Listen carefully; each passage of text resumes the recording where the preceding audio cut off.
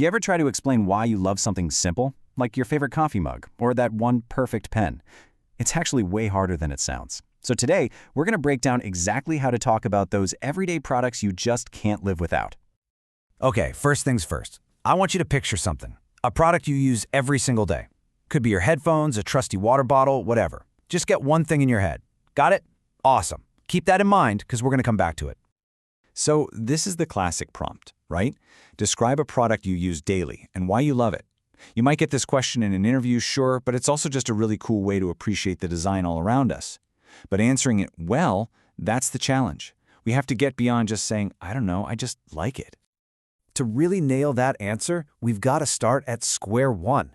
We need to build a solid foundation by figuring out what a product even is at its core. Here's the key. A product isn't just a thing. It's a solution. It exists to solve a problem. And honestly, that little shift in perspective is everything. It makes us stop talking about features and start talking about the problem it solves for you. That is the most important first step. To make this all feel real, let's use a case study. Something we all get, something we've probably all used today, a simple pair of scissors. And the problem they solve? Well, we constantly need to cut things, paper, packages, string, and we want to do it precisely and, without hurting ourselves. Scissors are the solution. Okay, so we've got the product and the problem.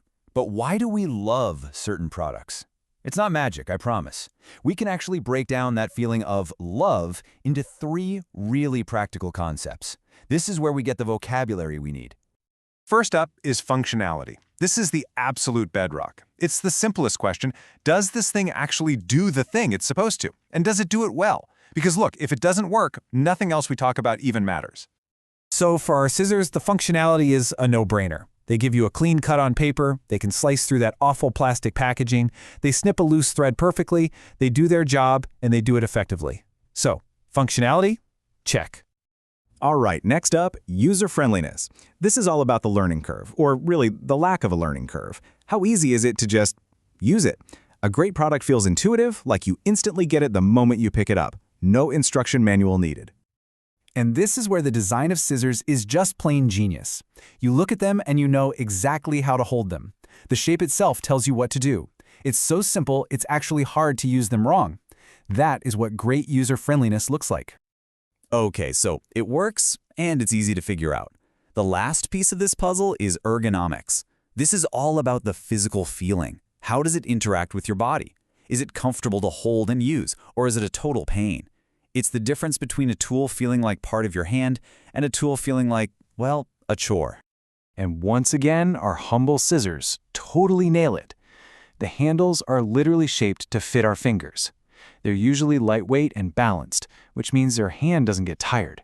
It's designed not just to be used, but to be used comfortably. So we have our 3 key ideas now: functionality, user-friendliness, and ergonomics. But to really make your point stick, there is one last crucial step. You have to compare it.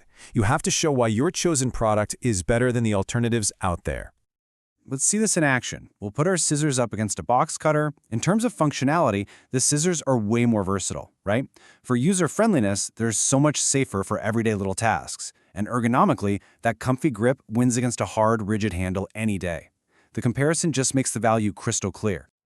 All right, we've gone through all the pieces of the puzzle. So now, let's put it all together into a simple, really powerful story that you can use for that product you thought of at the very beginning.